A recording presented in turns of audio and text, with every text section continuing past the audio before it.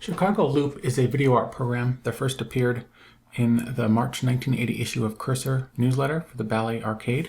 It wasn't yet called the Astrocade at this time because it wasn't re-released yet, that didn't happen until 1981. The Cursor newsletter from this issue also happens to have another video art program which I like quite a bit, which I think I'm going to try to upload next. That's called Lace Curtain. Here is page 21 from Cursor. This has the Chicago Loop program for 300 baud basic. AstroBASIC wasn't yet available. It has the Lace Curtain program that I was mentioning. It also has a pretty neat ad for the Video Brain. It says it's another one bites the dust. It originally cost $500. You can get it now. For those who are interested, you can get it for $125, and that will include 2 joysticks, the Gladiator cartridge, and free shipping.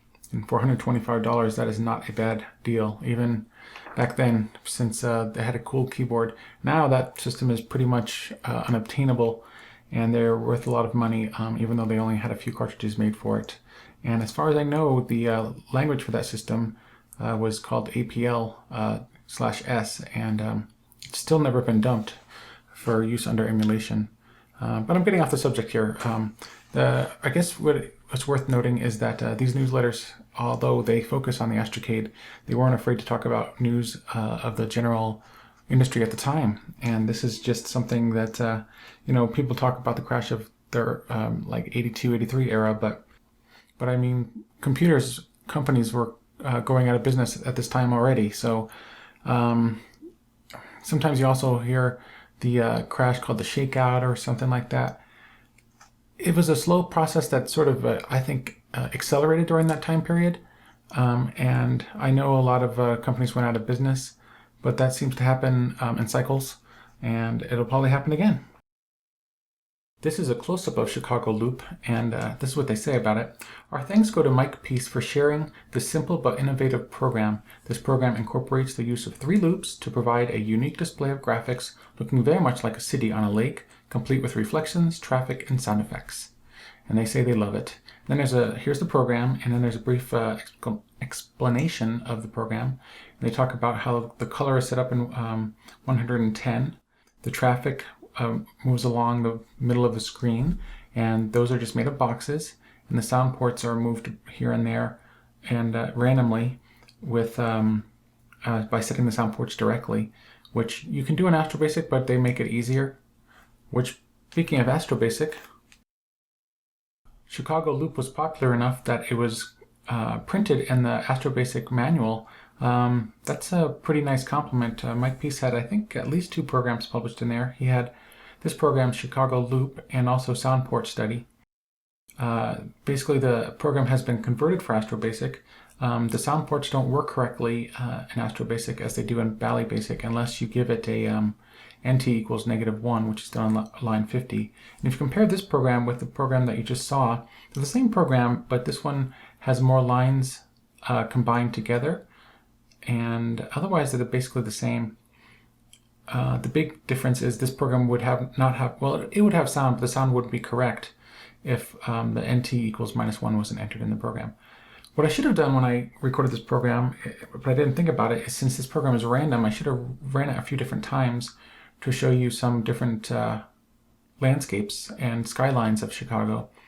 But I didn't think of doing that until just now. So if you were to run this program, it runs forever. But if you stop it, it would kind of be neat to have a timeout and like maybe have it run for, 5 minutes and then start again. And you'd have a different landscape. I mean, it's similar, but different. And then the cars would start over again, and they'd start driving back and forth through the middle of the screen. Mike Peace did go on to write some of the best software for the Astrocade under the label Wavemakers. If you get a chance, try out some of his programs. They're certainly some of the best written in AstroBASIC, and some of them are some of the better games for the system. That includes Outpost 19, which is one of my favorite games for the system.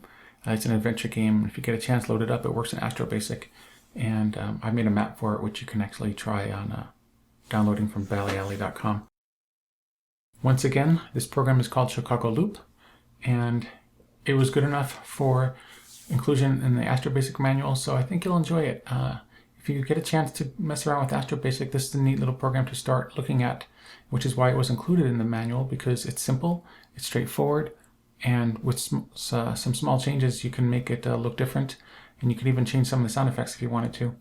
And you can do all those things with just probably a few hours of learning BASIC. That's the beauty of AstroBASIC, and especially of the manual, which is well written and is very simplified and aimed at someone who's never programmed in their life. Someone like maybe you. Give it a try. And stick around after the program runs and you can see a listing of the program and credits.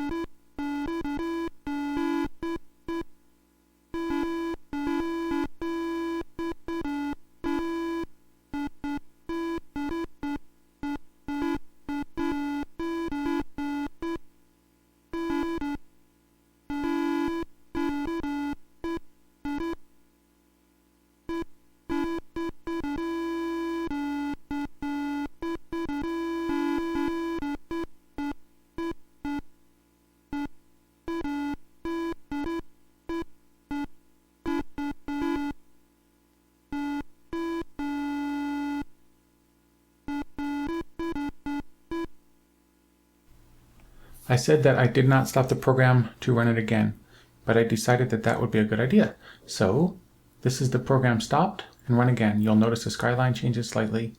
The background color changes slightly. It's similar, but it could have been a lot of other colors. If you want to see the program on your own Astrocade, you can run it and it'll be similar to this picture, but different.